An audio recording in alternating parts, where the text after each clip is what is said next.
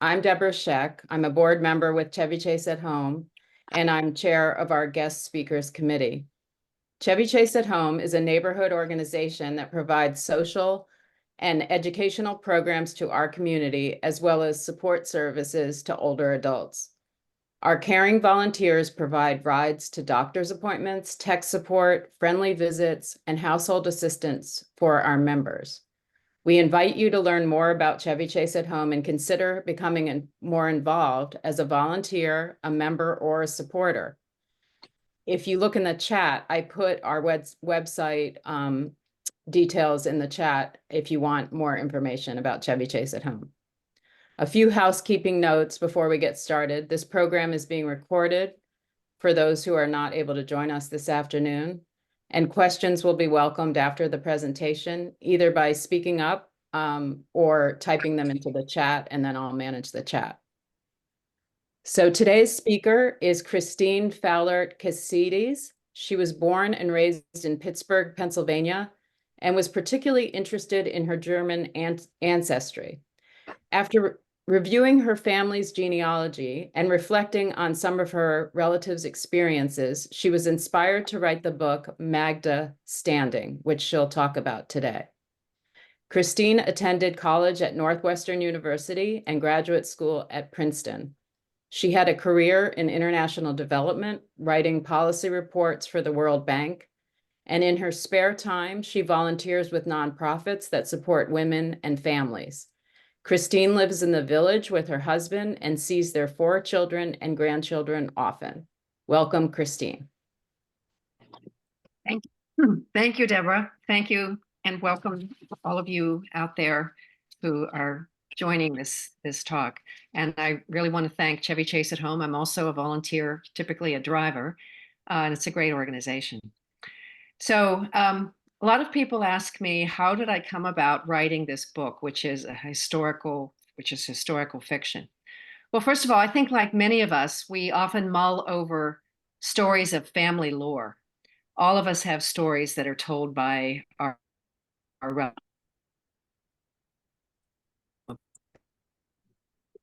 important point in my life, as I recall, was that my mother had to take care of her younger siblings when she was a teenager because her mother was mentally ill.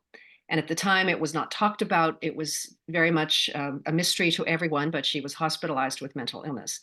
And that was an important experience, obviously, in my mother's life.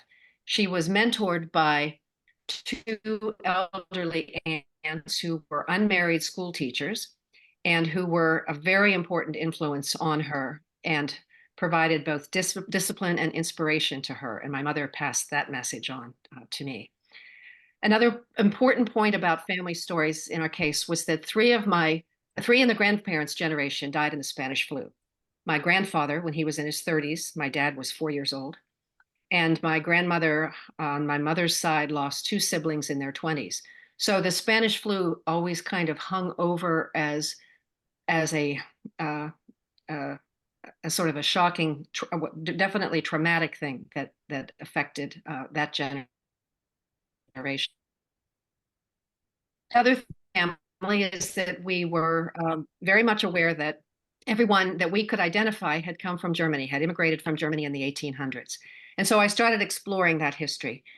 And I decided to write this story, moving it 20 years earlier than my mother's life, than my parents, because I wanted to pick up the stories of recent immigrants, German immigrants, and be able to talk about the World War I and Spanish flu era. Very briefly, what the story is about: it opens with a teenager, Magda, who has finished 2 years of high school, and she's done very well. And her father tells her she has to stay at home and take care of her invalid mother and little brother. Of course, she's devastated. She has 2 maiden aunts, former school teachers, who mentor her and enable her to finish her studies. At that point, the story starts in 1916. So in the spring of 1917, the U.S. joins World War I, what was called the Great War. And Magda decides she's not going to be left behind this time, so she becomes a Red Cross volunteer. And then her family members enlist in the war, and the Spanish flu occurs in the 4th year of the war. And that's how the story proceeds. So I'm going to share my screen. Let's see.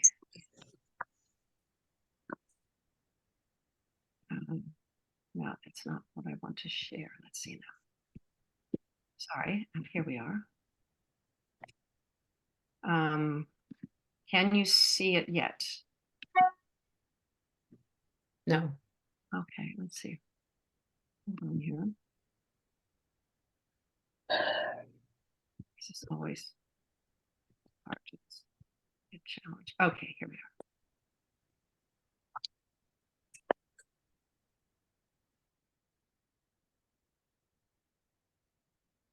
Okay, let me get rid of some of these other things here.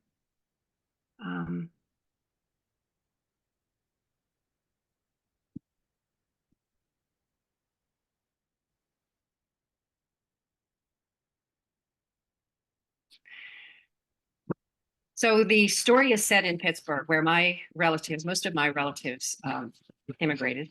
And of course, as you know, it attracted a lot at that time because of the steel mills and the coal and the iron. One of my sources of research was old photographs, and this one helped to answer my question of what were the transport means at the time. This is in downtown Pittsburgh in about 1910 or 1915. So trolleys were very important then. Cars were becoming much more in use, and there's still horses and buggies. And women's skirts are long enough to become very unsanitary given the horse manure that's still in the streets. I never understood how they put up with that. Pittsburgh was so polluted at the time that lights had to be kept on, street lights had to be kept on all day. Oh, I'm sorry, wait, sorry. So this is a picture, actually, the slogan I got this from a museum in Pittsburgh. The slogan is "Darkness at Noon," and this was quite typical. So I wanted to talk about the immigrant experience, and one of the things that I asked myself was, how did it compare to where we are now with the rate of immigration? So here we are in 19, so the story starts in 1916. So the rate of immigration was about almost 15%. As you can see out here in 2023, we're approaching 15%. So we know there was this massive surge at the turn of the last century, and we see that we're in a similar surge now. And whenever that happens, obviously there's a lot of social reaction, social strain to it. There was indeed at the time increasing resistance to it, and by 1924 there was a very, very restrictive law passed that reduced the immigration, in particular Eastern Europe and from Southern Europe, as well as practically all Asian immigration. So you see that made an enormous difference in dropping off the immigration at the time. Germany is still the largest self-declared ethnicity in the US population, Germans of German ancestry. This is the Census Bureau data as of 2019, but this figure hasn't changed much for decades. So it's 14.7% of the population declares some degree of German ancestry. That's about almost 50 million people. Interestingly, you think that maybe the Irish, maybe the Italians would be much higher up there, but they're not. So Germans still, I'm constantly running into people who say, yes, I have German ancestry, and I see the surnames of people and I recognize. The German immigrants were generally more literate than many of the other immigrants, but they became increasingly subject to hostility as the hostilities of the Great War developed. My father, who was born in 1914, was adamant about distancing himself and distancing us from German culture and German ancestry because of basically the shame that he experienced in his growing up from it, and it was quite common then. But at the same time, I wanted to talk about immigration as a major theme of the story because of the importance of the common community and culture that immigrants bring. And of course, that's a great part of the richness of our country. And it comes along with it a lot of, as I said, social strain and often suspicion and disparagement, unfortunately. Another theme that is important in the book is girls' desire for education. I researched how it was back in the 1910s. Girls were reasonably well represented, even in high school, but they were expected to marry and stay at home after graduation. And another thing, the mother is mentally ill in the story, and at that time there was very much stigma, but also just lack of understanding, total lack of understanding of it, and no one talked about it. It is still too common today. Another theme, the importance of family. The Magda's family is a large family, which was quite common at the time, and they're a major source of strength, as well as, to some extent, strains holding back. I just got a little symbol. Hearing me? Hello? Hello? Christine, this is Kristen. I can hear you. Your voice did cut out a little bit. So maybe you could go back a sentence or two. Okay. So I said another theme in the book, which is very strongly developed, is the importance of family. The family is a large family, 8 children, which was quite common at the time. And family being a positive source of strength, but sometimes also an obstacle to personal ambition, as we know, whatever the size of your family. So among other themes, sub-themes and topics, in the era of the 1910s, women were working outside the home increasingly, which led to rising expectations and a lot of social strains from that as well. Family planning started to become of much greater interest. Margaret Sanger was very active at that time, trying to make contraception in the U.S. possible. But that was something that was another social development that was a social political development that was developing. The need for arrangements for childcare because of women working outside the home, and that's something that I talk about in the book. We don't usually hear about that in taken for until we realize that childcare is a major obstacle to women being able to realize their ambitions and their needs for work. And then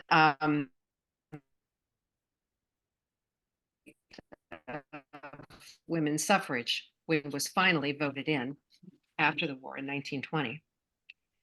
It was also an era of major new technologies, household appliances, washing machines, vacuum cleaners were developed in this era. They weren't widely used yet. Cars, as I said, telephones, again, not in every home, but they were becoming more popular.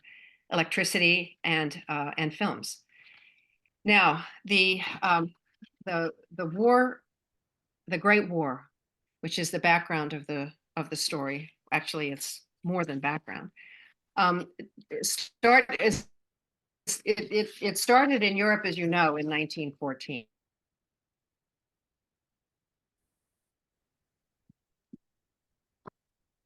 These are a couple of posters from the government's effort to mobilize interest in the U.S. to join the war in Europe. The war started in 1914. America didn't join until 1917. The poster on the right, you can't see it too well, but the helmet is the Kaiser's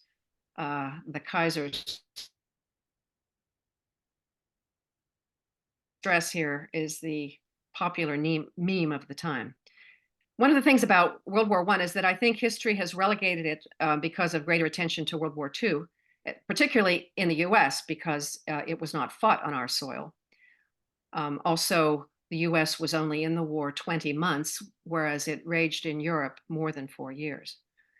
But World War I started the industrial and technological warfare that, unfortunately, we still see today. At the time, they developed heavy artillery, artillery, machine guns, poison gas, aerial bombing, submarine attacks on non-military shipping, tanks, mines in the sea.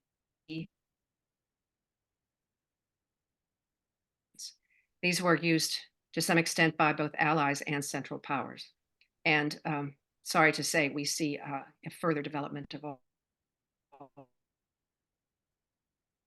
As Woodrow Wilson, was trying to engage the U.S. Popular mood to join the war, which the U.S. did in April 1917, and then there was tremendous for enlistment. You may have heard of the Espionage Act and the Sedition Act in 1917 and 1918. These were very severe, actually, oppression of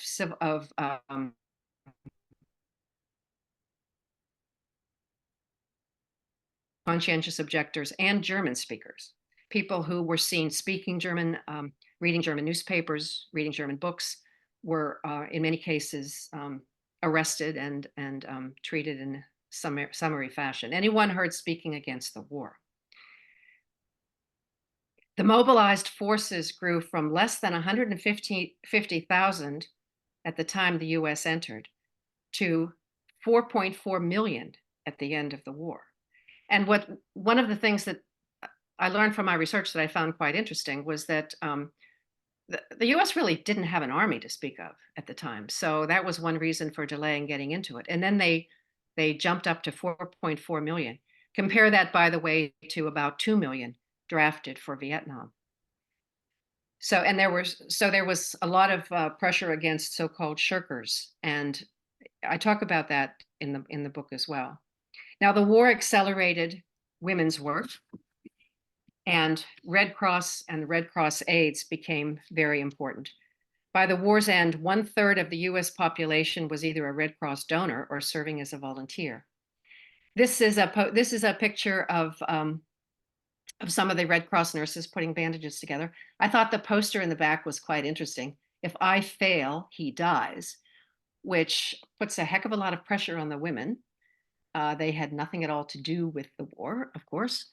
They're not voting, but it puts, as usual, a great deal of pressure on them.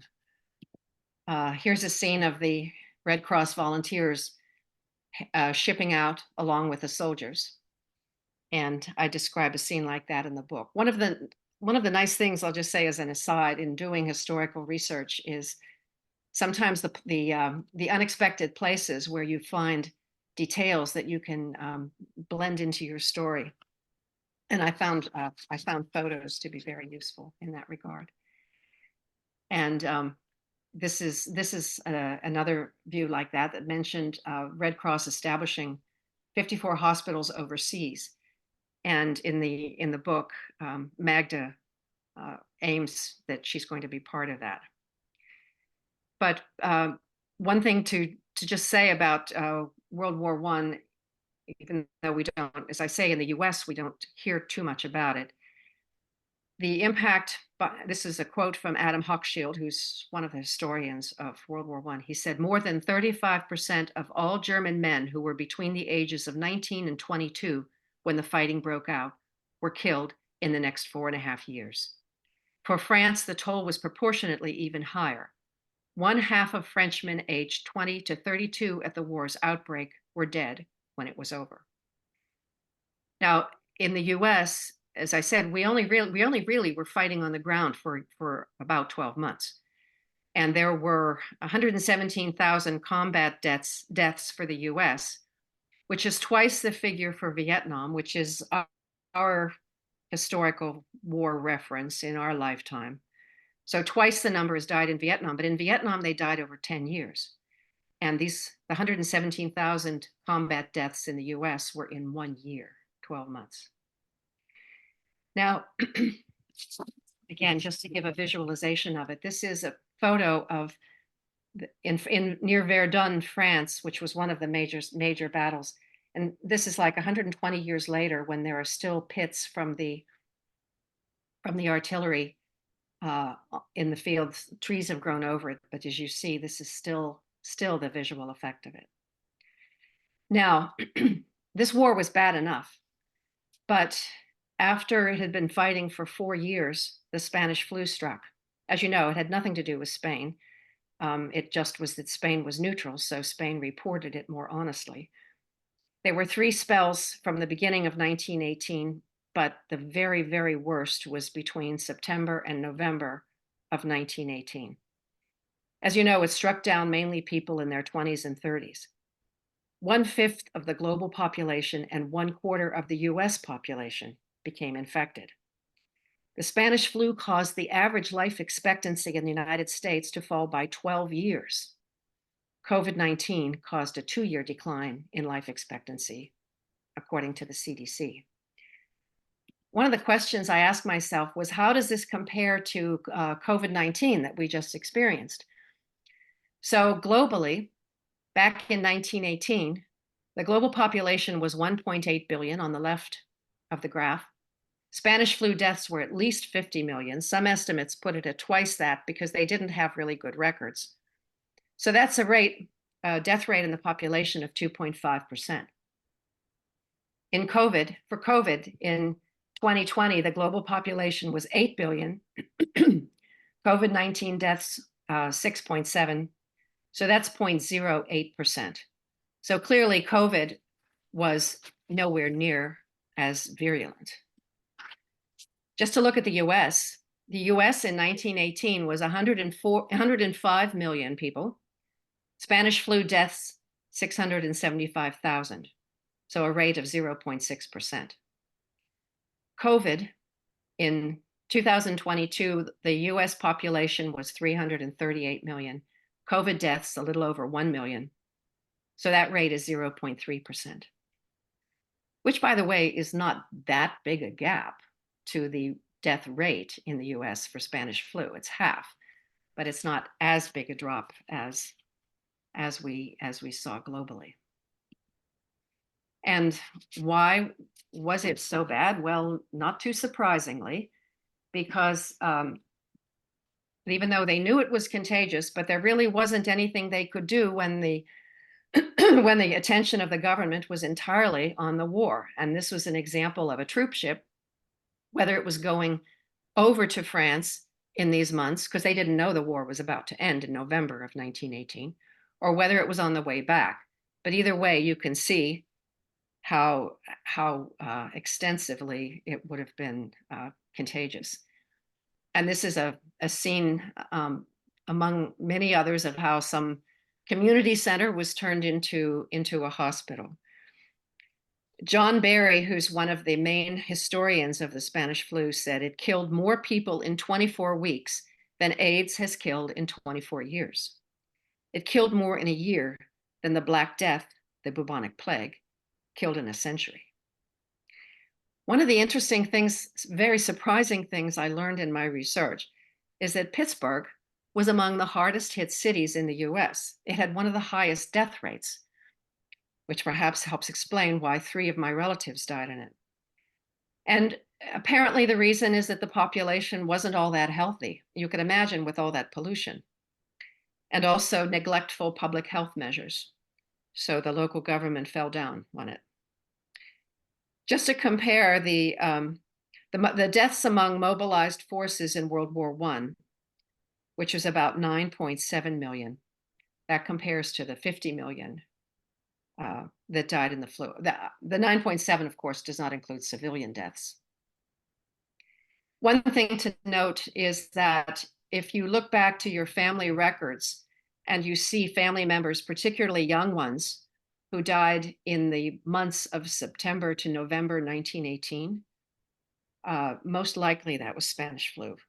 It may say, if you see their death records, it may say pneumonia, but that's often what they called it. So the last theme I just want to point out was the importance of nurses and nurses' contributions. In the time of the Spanish flu, they had no treatment whatsoever. They didn't even know it was a virus, but they had nothing but the care of nurses. And that's something that I really wanted to highlight in the story. This, I thought I just have to show this. This is funny. This was from a report after the war put out by the University of Pittsburgh. And I was just rather amused that they illustrated the cover with pollution from the factories. I thought they could have found a nicer picture, but there was no getting around. That's what the city looked like. But finally, I want to leave on a positive note. I don't want anyone thinking that the city of Pittsburgh is like that anymore. It's actually a lovely city, wonderful to visit. And I want to leave it in the best, leave you with the best impression of that. So that is, that's my presentation. And I'm happy to take any questions at this point. If people want to put questions in the chat, I can moderate that, or if someone just wants to unmute themselves and speak up, that's fine.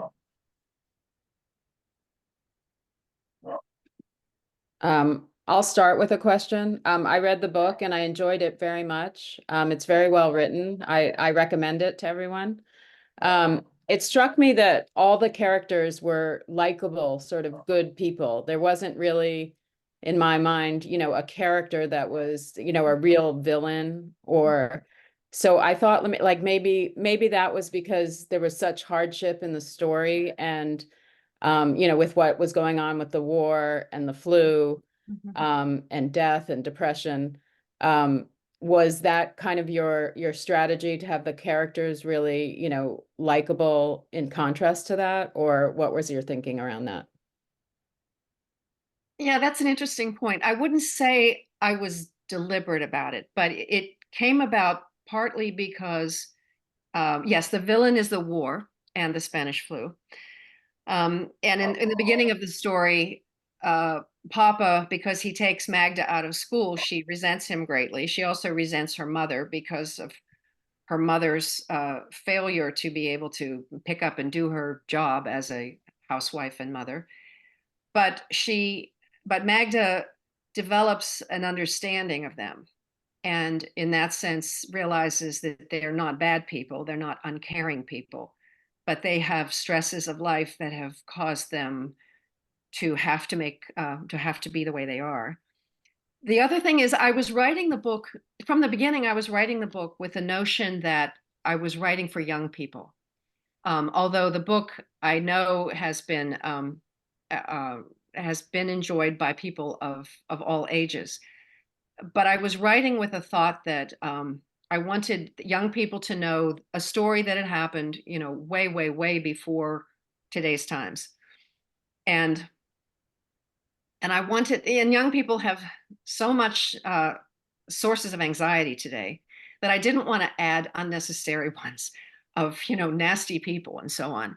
I wanted a story really that would be ultimately uplifting, that would explain that bad things happen to good people. You can have a lot of stress and sadness in your life, but if you cling to friends and family and your own goals in life, you can prevail. And so I wanted it to be positive. That sounds good. There's a comment in the chat. It says, for your chart of percent of immigrants, do the figures reflect the percent of foreign-born in the US population that year, or a percent related to the numbers of immigrants that year? Okay, I have two graphs. The one that is one that goes up and down like that. That's the immigrant share of the US population. So it's the share of the US population that is foreign born. So for example, it's close to 15% in 1916 and coming close to 15% now. The graph of German ancestry is self-declared German ancestry. It's not a graph on locations of birth of the population at the time of the census. That's a very different breakdown. That's Mexico, Philippines, South Asia, China, so on, El Salvador. So that's a very different breakdown. So in doing your research, what thoughts did you have on the immigrant experience then versus now? Well, one thing that's interesting, at the time, there there wasn't really a difference between legal and illegal immigration, except if you were Asian. There was the Chinese Exclusion Act, believe it or not, it was called that, in the late 1800s. But other than that, when people came in through Ellis Island, which actually my ancestors came before Ellis Island, so they came to a different place. So it was still, a lot of it was still New York, not all New York, but there wasn't really a formal legal process back then. So you know, they came in and they were interviewed and they were looked at and they were examined for health and so on. And if they had evidence of being anarchists, they could be sent back. But generally, unless they looked very unhealthy or you know, had that kind of background, they were let in. And then these two immigration laws that I mentioned in that graph, particularly the one in the 60s, and then there was some reform, I think in the 90s. They created this much more arcane system. And so now, you know, there's all this talk about illegal immigrants and undocumented immigrants. But that was a big difference between the people who came in 120 years ago and more, 150 years ago, and the people coming in now. I think otherwise, there's quite a bit of similarity. People come in and they do what work they can find, even though it's often the most unpleasant work, the most unhealthful work. They depend on family. They depend on the people who came before them and the community of their culture and of their nation, their nationality. And they're subjected often to unsympathetic responses by the people who are here. I mean, we've been guilty of that. And one message I actually wanted people, particularly young people, if they read this, to come away with was to realize that nowadays, people of German ancestry may think, you know, that we're mainstream Americans. We are the mainstream Americans. Well, but there was a time when people resented us too. So that's kind of the way it is. And I think we have to be generous and open. Yeah. So I know that you modeled some of the characters in the book after actual family members.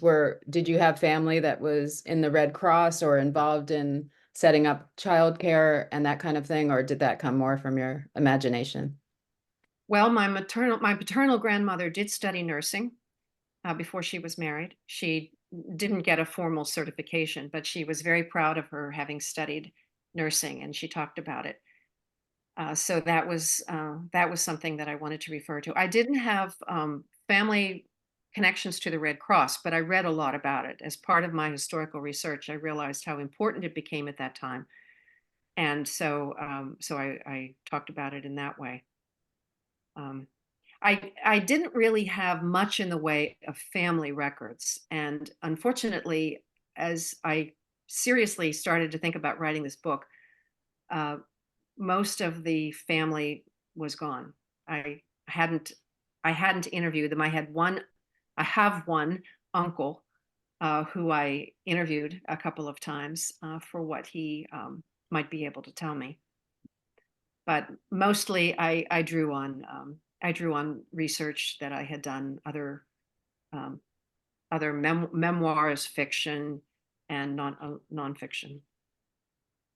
So there's a question in the chat a little bit about the process. They want to know how long it took you to conceive, research, write, and edit the book. Well, it depends on where I consider starting. The idea started to germinate in my head maybe about 7 years ago. I mean, seriously germinate. I had been doing some of the research over time because I've always loved reading history. I was always interested in this era. So I had done some of that research before, but not very deliberately. Not very purposefully in a sense.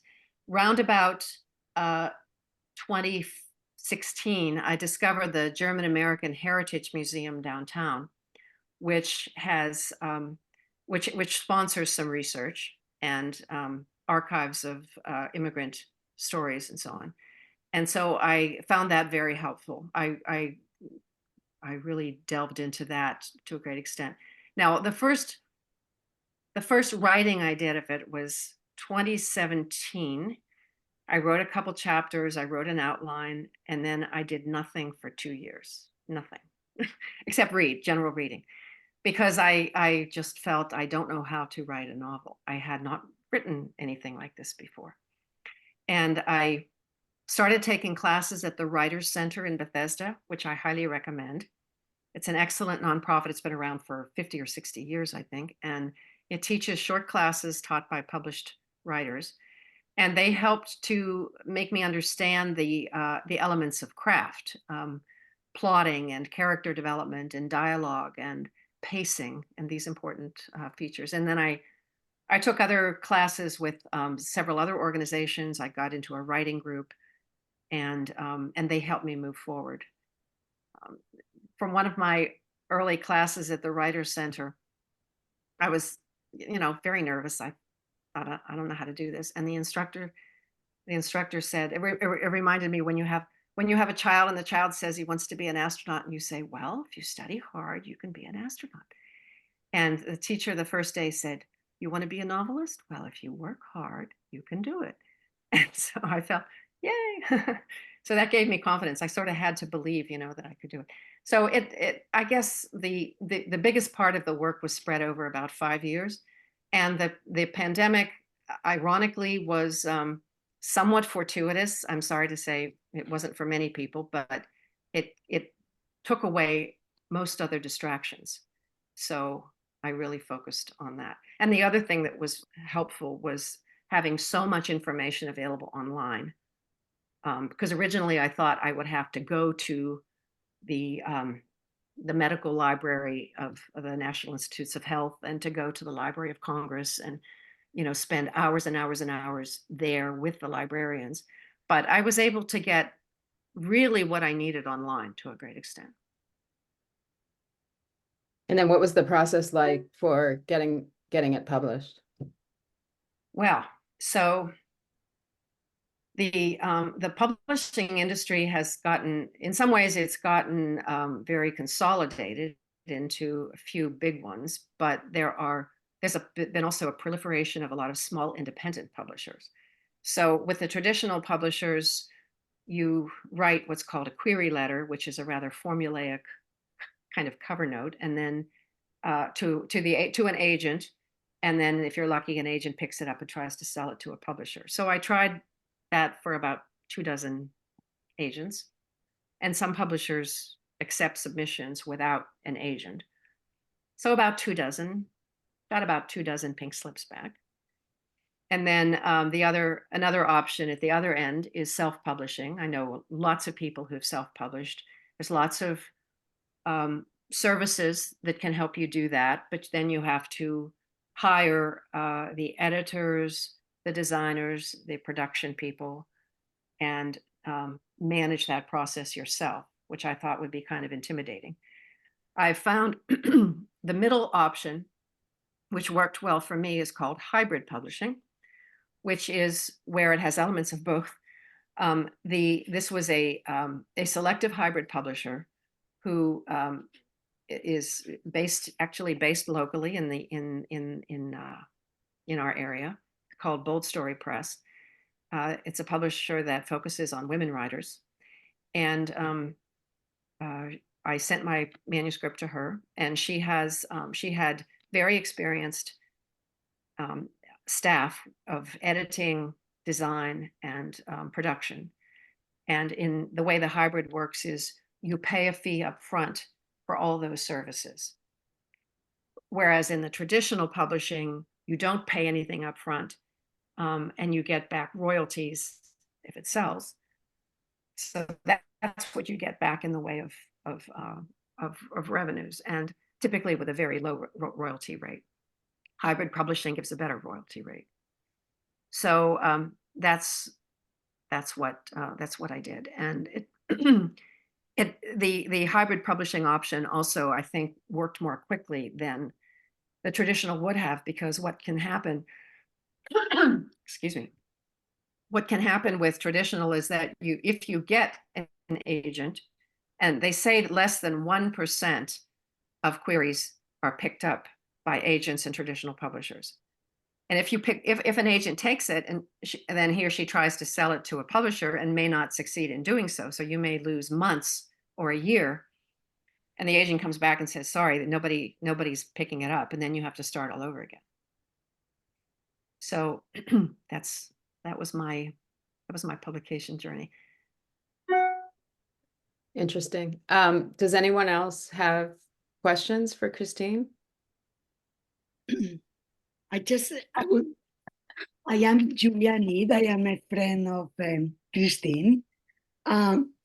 Reading the book, Christine, it was the influence, the moments when Magda, in her most devastating moments, when she cannot resume school,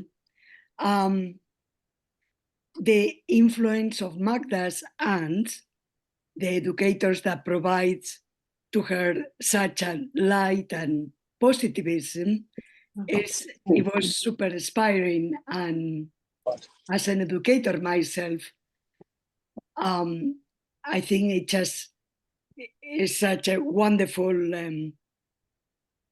experience for that what the book excels. Thank you. Yes. Hi. My name's Anjali, and I'm also someone known to Christine, and a few comments. Firstly, I did read the book. I really enjoyed the book, and I learned a great deal from the book. I think the depiction of the Spanish flu and then the annex, which compared the Spanish flu and COVID, were, really projected this whole context into the current day. And I enjoyed that very much. And I also loved the richness of sources. I didn't even know that there was a German-American research center in Washington, D.C. And I loved the simplicity and the homeliness of the characters, and I felt it reflected the common folk. You mostly have, good people trying to lead a normal life in times of hardship. So that didn't, stand out as anything unusual to me. I think one question that I have today for Christine is, this book was set in the past, in a period of heavy German immigration. But as you point out, today you're beginning to have an immigration wave that's hitting the same proportions. And not only is it in America, but today what's interesting is that this immigration wave is universal. You look at countries like Ireland, which traditionally never had any immigrants, and it has an immigration population of about 10%. See what happened in Brexit. And you've seen it all over Europe. You'd have the Gastarbeiter in Germany today too, the Turks. And you have people like Le Pen in France.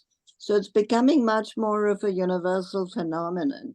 And everywhere it's the same story of, resentment and non-acceptance of the value that these people bring to the culture that they're aspiring to belong to.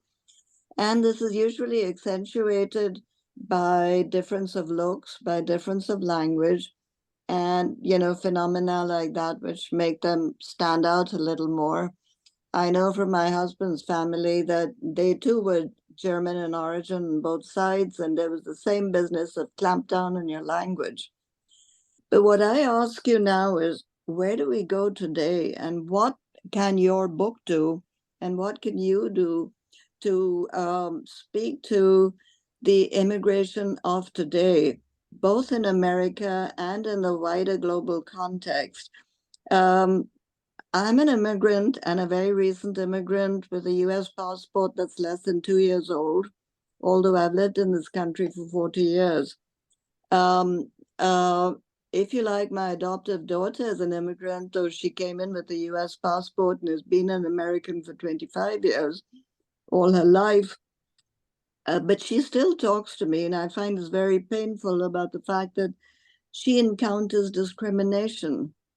And she finds it very hard to to find strategies to deal with that. And I think that partly it's because of skin color differences that might be much more prominent in her case and so on. But so here's the question: how can we have a more universal message for adults and children, particularly the children whom you spoke to? Yeah. And I tried to say, don't worry about this. After all, everyone has obstacles. Everyone can overcome them. I feel quite happy being here. But she says, you don't know my reality. And I have to bow to that. I can't tell her that, look, everybody else in your community is perfectly successful. You don't have anything to worry about. Mm. So I really welcome books like yours, but I want to know how you can project this into today's reality. Thank you, Anjali. Thank you for really that very heartfelt comment. Well, golly, I mean, immigration is in the middle of our political fracas right at the moment. So I'm not going to try to say that I know how to resolve that. But as far as what I'm trying to do, I am trying to visit schools.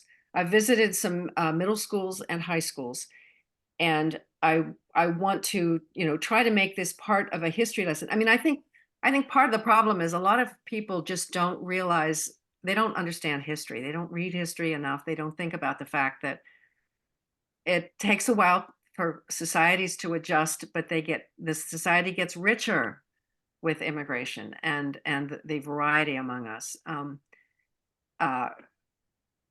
Within the context of the book, which takes place in 1916 to 1919, the way I described it is that the German community largely lives together and sort of stays together. And I think that's often been the case in the US, where different ethnic groups live in their sub-neighborhoods, and then they spread out and intermarry and so on. But that is an important source of support that they have. But in the book at the time, I also wanted to make the statement that African Americans who had been here, much longer already at that point, and were still very much not accepted. For example, the Red Cross did not allow their qualified German nurses to go overseas and support the soldiers over there. And that was also the Army had that attitude as well, until the Spanish flu came along, and then they realized that they needed the skills and the experience of the African American nurses.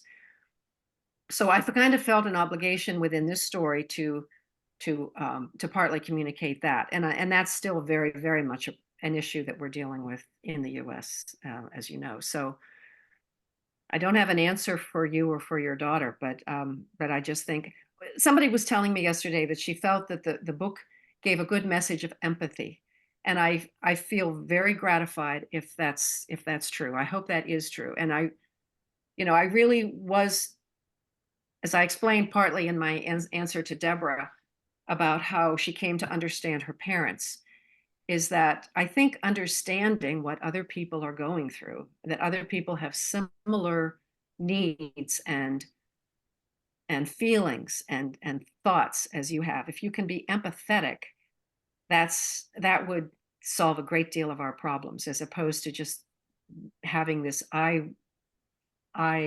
we, we, they attitude of separation.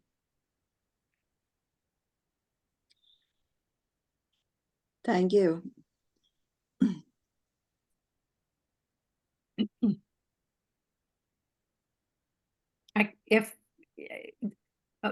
Deborah, were you saying something? I think you're muted. Sorry. Somebody in the chat asked if you could show the slide again of the percentage of ethnicities. Mm-hmm. She said she found it very interesting. I do. Okay. Oh, so yeah. So I just go back.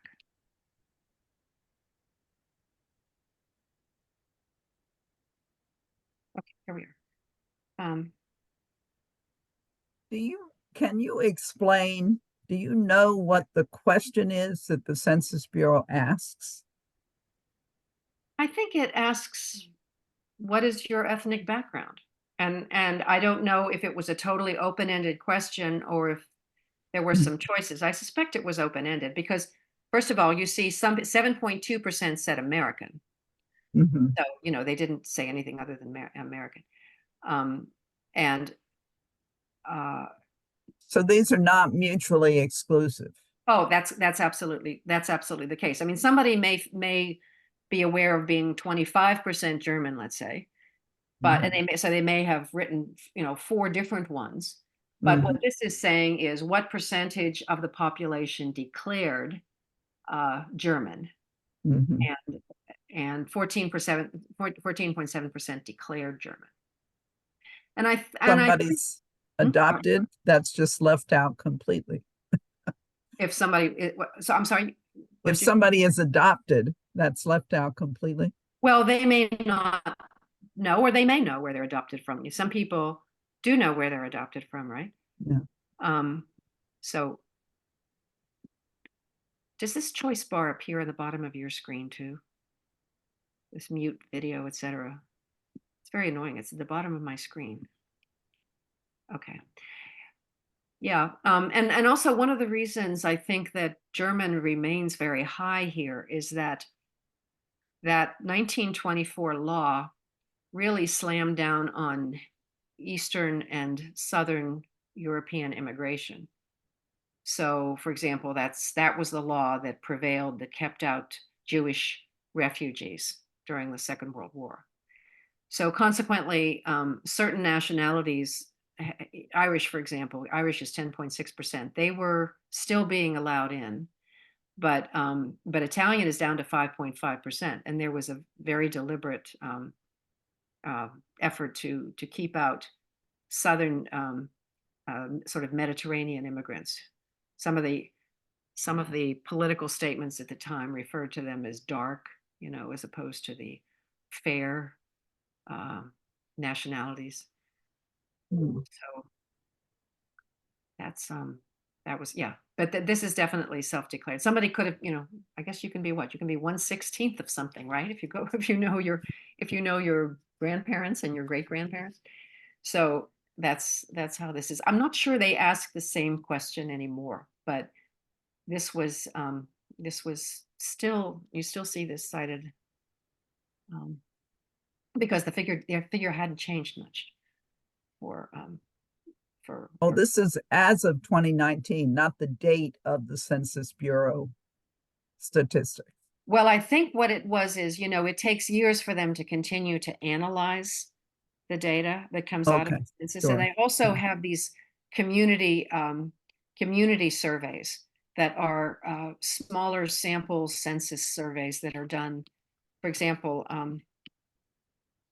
this one is, I get this off of me. This is blocking my, let me get this out of the way. Ah, sorry. We So we can't see what you're saying. Okay. The source of this is the U.S. Census Bureau Historical Census Statistics on the Foreign-Born Population of the U.S. and Pew Research Center tabulations of 2010 to 2018 American Community Survey. And then to get the figure for 23, I Googled a further census analysis that was based on survey data, sample survey data in October of 23.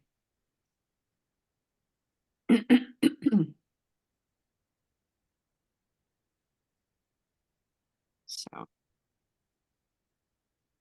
Okay, if there are no other questions or comments, I think, you know, it's close to 2 o'clock. So I'd like to thank Christine and all of you for joining us at Chevy Chase at Home today for our speakers series. I'd like you to invite you to explore other programming listed on our website and to consider joining your local village as a member or a volunteer. Thanks again, and I hope everyone has a great rest of the day. thank you very much. Thank you. Thank you, everybody.